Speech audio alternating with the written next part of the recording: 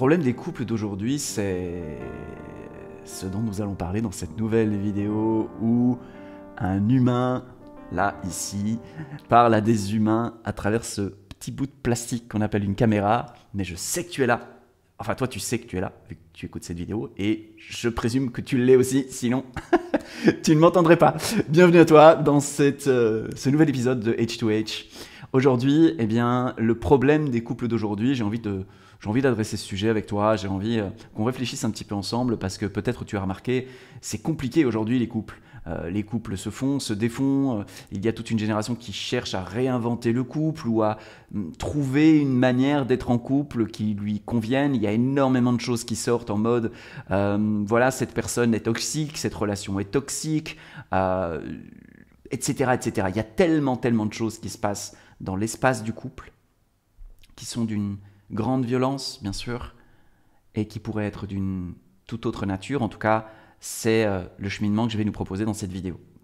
Alors, tout d'abord, en fait, je vais être très clair avec toi. Moi, le sujet du couple, c'est un sujet à côté duquel je suis passé pendant longtemps, qui m'a énormément concerné, mais longtemps, je l'ai maintenu à distance. J'aurais fait un bon gros déni dessus en me disant « j'ai pas le temps, j'ai pas le temps, j'ai pas le temps, j'ai autre chose à faire, etc. » Jusqu'à il y a à peu près, je dirais 2 ans et demi, et plus intensément depuis 18 mois, où tout à coup, c'est comme si j'avais plus le choix. C'était un sujet que je devais adresser.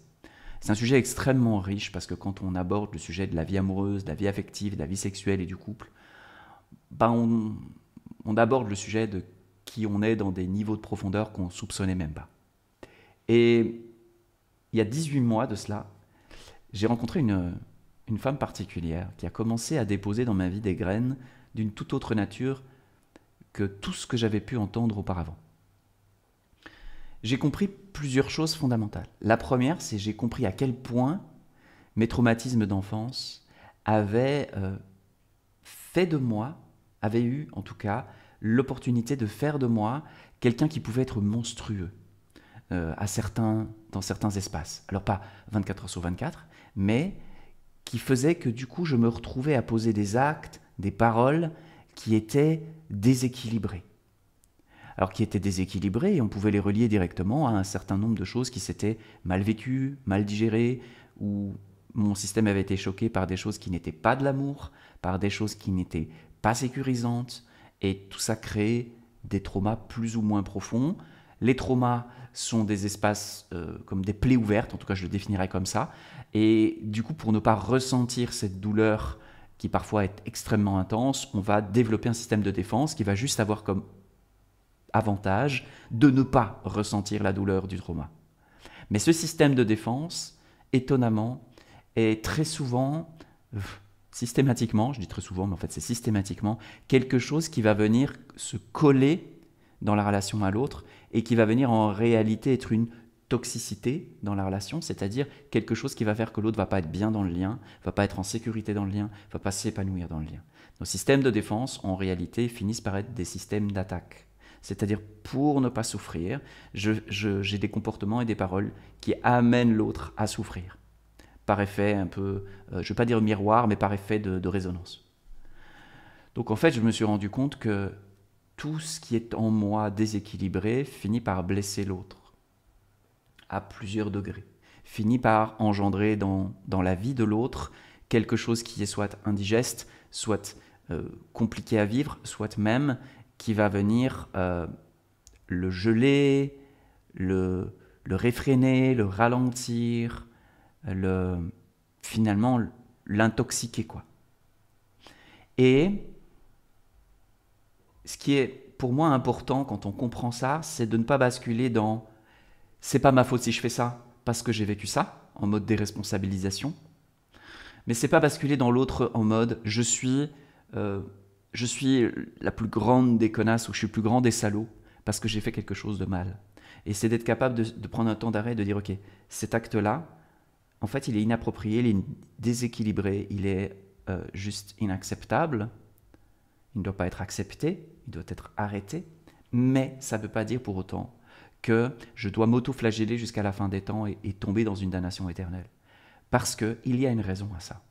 Et que cette raison-là, c'est que quelque part, nous avons tous été abusés et abusants blessé et blessant à différents degrés. Parfois, nous ne voyons pas que nous avons été abusés, blessés. Parfois, nous ne voyons pas que nous avons été blessés et blessants. Parfois, il faut un peu de temps pour se rendre compte à quel point on a pu être blessé ou blessant, et les deux bien souvent, dans nos relations. Mais quand on comprend ça, on commence en fait à sortir de « je dois trouver un coupable », soit l'autre, soit moi-même. Parce que je ne sais pas si vous avez déjà remarqué, mais en général, quand quelqu'un sort d'une relation, bien souvent, quand il va parler de cette relation, il va soit culpabiliser, se dire « ah, j'ai loupé quelque chose, j'ai été nul, j'étais pas assez ». Parfois il va le dire, parfois il va se le dire, okay, il va se dévaloriser par exemple. Ou bien il va dire c'est l'autre qui est un con, c'est l'autre qui est une connasse, c'est ceci, c'est cela, et rejeter la faute sur l'autre. Et en fait, quand je vois ça d'un côté ou de l'autre, en fait, à chaque fois, ça heurte mon système, ça me met presque en colère. Je me dis non, non, parce que c'est pas juste. Parce que c'est pas juste, parce que c'est pas totalement vrai. Il y a une part de vérité, bien sûr, dans l'acte posé, et on peut regarder ensemble l'acte et se dire non, là, il y a un truc qui va pas. Mais est-ce qu'on est obligé de se juger les uns les autres, de se foutre des claques les uns les autres, de se maudire les uns les autres, parce qu'on a souffert ou parce qu'on souffre? C'est là où, moi j'ai envie de dire non, non, non, il doit y avoir une autre voie. Je sentais depuis très longtemps qu'il y avait une autre voie, mais depuis 18 mois, je suis j'étais obligé de commencer à regarder cette autre voie et me dire, ok, à partir de maintenant, il faut que j'apprenne à marcher sur cette autre voie. Et il faut que petit à petit, je devienne meilleur à marcher sur cette autre voie. Alors évidemment, au début, on titube, on trébuche, on tombe, on se relève, normal. Et petit à petit, avec de la douceur, avec de la patience, avec tout ce qu'on donne à un enfant quand il doit apprendre une compétence, en ayant ça pour nous-mêmes, on commence à être capable de petit à petit être moins con, être un peu moins con en relation, comme dit ma chérie Sarah Salomé. Et depuis 18 mois, en fait, c'est elle que j'ai rencontrée et qui m'a montré, démontré par l'incarnation, par la réflexion et par le cheminement avec elle, qu'il y a une autre voie. Donc ce que j'ai compris, c'est que les traumatismes, ils avaient un impact. Et que si je voulais arrêter d'être blessant, je devais reconnaître et guérir ou laisser se guérir l'endroit qui avait été blessé. Et que si je voulais arrêter d'être con à un endroit, il fallait que je comprenne pourquoi j'étais con. Pour pouvoir mettre de l'amour à cet endroit-là et changer de comportement. Et pas me taper dessus en me disant je suis con, il faut que je change, il faut que je dois, ce genre de choses qui ne sont que de la violence supplémentaire. Non, j'ai fait ça, il y a une raison. Cette raison-là, elle a bien souvent beaucoup plus besoin d'un pardon, d'une compréhension, d'amour, que d'une claque de plus. Donc, être lucide, et une fois qu'on a vu la vérité, et qu'on a vu qu'on était capable de faire des choses qui étaient vraiment pas cool, revenir et dire, ok, elles viennent d'où ces choses pas cool? C'est quoi la racine de ces choses pas cool? Et comment maintenant je plante autre chose? On ne peut pas faire mieux, on ne peut pas faire autre chose que ça. On ne vient pas tous de backgrounds similaires. Parfois, certains backgrounds demandent de faire un chemin vraiment plus long là-dessus, d'autres sont moins traumatiques et permettent du coup d'être plus sains en relation. Mais une expression que j'aime beaucoup aujourd'hui, c'est dire, je pense que ce dont l'humanité a le plus besoin aujourd'hui, c'est qu'on décide tous ensemble de s'asseoir, ensemble, en même temps, de manière claire, sur le banc des cons, en se disant, ok, on est tous des cons, comment on fait maintenant? Et pas, moi, je veux m'en sortir, donc quelle personne je vais désigner comme coupable pour moi me sentir mieux. L'autre chose que j'ai compris aussi, ces 18 derniers mois au contact de Sarah, c'est un truc de ouf. C'est que, putain, la relation amoureuse, affective, sexuelle, le couple, c'est pas livré avec un mode d'emploi, en fait. C'est pas du tout livré avec un mode d'emploi. Enfin, moi, j'appartiens à cette génération où quand t'arrivais au lycée, t'avais une journée de, je sais pas quoi, là, de trucs, relations affectives, bazar, machin, où tu ressortais de là en ayant à peu près compris que tu devais mettre une capote, quoi. Et qu'il fallait aimer, que l'amour c'était du travail, et qu'il fallait faire des petites attentions. Enfin bref, un mode d'emploi d'une journée pour un truc qui va avoir un tel impact sur ta vie, pour moi ça me semble complètement fou, quoi, aujourd'hui.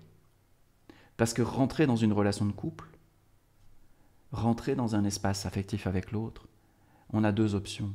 Ou bien cet espace va être retraumatisant, c'est-à-dire qu'on va y vivre des choses pas cool, et on va juste se prouver des choses pas cool qui vont nous rendre moins disponibles pour la relation suivante, moins disponibles pour la relation suivante, moins disponibles pour la relation suivante, c'est-à-dire qu'on va soit éviter l'intimité, ce qu'on appelle les évitants, je ne sais pas si tu as déjà entendu parler de ça, les anxieux évitants, c'est un thème très très fort aujourd'hui qui surgit. On va éviter, moi j'étais particulièrement évitant, on va éviter. C'est-à-dire que pour pas souffrir, on va éviter d'être dans le lien, on va éviter d'être dans l'intime, on va juste gérer quoi, un peu une certaine distance qui nous va bien, et puis de temps en temps on plonge un peu, mais on revient vite. Ou bien on va être dans une forme d'anxiété, j'ai connu ça aussi, où en fait on va tout le temps être en train de vouloir être rassuré, d'avoir besoin d'être rassuré. Et en fait, l'un et l'autre sont des choses dans lesquelles en fait on va souffrir en relation l'un avec l'autre. Et du coup, quand à un moment donné on en a marre de souffrir, on met fin à la relation pensant qu'on met fin à la souffrance, ce qui est évidemment rarement le cas, enfin jamais le cas en fait. Et on va juste emporter notre souffrance dans la relation suivante, la relation suivante, la relation suivante. Et ça fait que on va passer de relation en relation en relation en relation, en espérant rencontrer la bonne personne. Et en fait, la bonne personne ne vient jamais parce que la bonne personne, c'est nous-mêmes. Enfin, c'est déjà nous-mêmes pour commencer. C'est d'être une bonne personne avec soi-même qui compte. Et on n'a pas de mode d'emploi. Et ça, c'est fou. Soit on fait de cet espace un espace dans lequel on va se retraumatiser, dans lequel on va juste reconfirmer ce qu'on a déjà vécu par avant, du coup, que la vie est dangereuse, que la vie est douloureuse, que l'enfer c'est les autres, que tout ça, que les femmes sont toutes des tac-tac-tac, que les hommes sont tous des tac-tac-tac, etc., etc. Ou que moi je suis toujours un tac-tac-tac. Et en fait, ce qu'on ne comprend pas bien souvent, c'est qu'il y a autre chose qui est possible. Ça demande de mettre de la conscience, ça demande de comprendre que ça fonctionne d'une certaine manière, l'interaction. Et du coup, de créer un espace dans lequel ça va pouvoir respirer, dans lequel justement, on va pouvoir être une source de réparation pour l'autre. Et l'autre va pouvoir être une source de réparation pour nous-mêmes. Une source d'amour, en fait, en réalité, parce que c'est ça dont on a le plus besoin. Pour que finalement l'amour, petit à petit, goutte à goutte, puisse venir à bout, petit à petit, de ces fameux systèmes de défense et de ces fameux traumas qui sont derrière, pour que finalement, on puisse avoir juste de plus en plus un lien qui soit aligné, allié, et vraiment être dans une alliance l'un avec l'autre, et pas dans des jeux de pouvoir. Parce que ce sont les deux options, c'est soit on se retraumatise, soit on crée un espace sécure pour grandir. Et aujourd'hui, je peux dire que c'est possible, parce que j'ai vécu quelques expériences dans ce sens avec ma chérie. Et j'ai vu, et elle voit, que petit à petit, comme elle le dit, je deviens moins con en relation. Elle devient moins conne aussi en relation, soyons clairs. Mais dans cette danse-là, ce qu'on voit et ce qui fait qu'on aime de plus en plus notre relation, c'est qu'on voit que cette relation, elle est source de moins de conneries, en fait. Qu'on se raconte de nous à nous, ou de notre façon d'agir avec l'autre. Et donc, ça devient une source de richesse relationnelle, une source de richesse pour soi-même. Et le couple devient du coup une oasis. Même si dans le monde, c'est le désert sentimental, c'est le désert sexuel, c'est le désert d'intimité, mais on arrive à créer une oasis. Et ça, je trouve que c'est précieux, je trouve que c'est beau. J'en avais l'intuition depuis toujours, mais je n'avais pas la conscience d'avoir été multi-traumatisé, je n'avais pas non plus la conscience d'être passé à côté du mode d'emploi, qu'il y avait une manière de faire. Et que quand on apprend petit à petit cette manière de faire, on est capable, on devient de plus en plus capable de faire du lien un espace sécure. Alors c'est pas 24 heures sur 24, c'est pas tous les jours, mais quand on voit que petit à petit c'est de plus en plus souvent, ça nous donne confiance et on peut commencer à recheminer et pourquoi pas un jour se retrouver dans une relation vraiment sécure. En tout cas, c'est mon intention aujourd'hui, après avoir pris conscience, au bout de 45 ans, d'avoir fait à peu près n'importe quoi avec la relation amoureuse, avec l'intimité, avec la sexualité, avec le couple. en me blessant, en me laissant abuser, en abusant. Bref, en faisant toute la gamme de ce qu'on peut faire dans le lien qui est pas cool et qu'il ne faut pas faire. Alors évidemment, on ne peut pas revenir en arrière, on ne peut pas effacer les douleurs que l'on s'est fait subir, on ne peut pas non plus effacer les douleurs que l'on a engendrées. Ça, c'est trop tard. Par contre, je crois qu'il n'est pas trop tard pour changer de route et se dire, ok, allez, je sors de l'autoroute du malheur en couple, je prends la petite sortie, et là maintenant je vais dans une autre direction. Alors si ça te parle, si toi aussi peut-être tu es dans ce moment de ta vie où tu dis, ok, j'aimerais vraiment construire une relation avec une alliée, un allié, quelqu'un avec qui bien sûr on va se blesser, on va encore, mais avec qui clairement on a posé dans les fondations de notre relation que c'est pas ça qu'on faisait ensemble. Ce qu'on faisait ensemble, c'est autre chose. Si tu penses aussi que le couple peut être un espace, une oasis, et que tu as envie de l'installer dans ta vie, de cheminer vers ça, de construire ça dans ta vie, pour pouvoir être déjà heureux de marcher vers ça, et ensuite pouvoir jouir des fruits de cela, je t'invite à regarder dans la description de cette vidéo. Je te laisserai quelques informations sur le travail de ma chérie, qui s'appelle Sarah Salomé, et qui fait un travail extraordinaire, un travail très incarné, parce que pour vivre avec elle au quotidien, je vois que c'est pas quelqu'un qui lit des livres et qui régurgite, c'est quelqu'un qui vit profondément et puis qui partage ses compréhensions et propose des outils extrêmement puissants, extrêmement clarifiants, qui redonnent du levier en fait aux personnes qui veulent vraiment bâtir un couple, bâtir une relation dans laquelle elles se sentent bien et dont elles peuvent être petit à petit fières. Donc elle fait un travail extraordinaire, je le vois auprès de ses clients également. Voilà, c'est pas juste parce que c'est ma chérie aussi parce que c'est une professionnelle dont j'estime les qualités, que ce soit sur le plan intellectuel, sur le plan de l'incarnation et sur le plan de ce qu'elle est capable d'engendrer comme questionnement, comme clarification, avec beaucoup de délicatesse, énormément d'empathie, beaucoup de respect pour l'espace de l'autre. Bref, pour moi, elle coche vraiment toutes les cases d'une enseignante et d'une accompagnante hors norme. Et donc, j'ai envie, quelque part, comme je l'ai toujours fait dans ma carrière, de mettre un peu de lumière sur ceux qui, de mon point de vue, en valent la peine.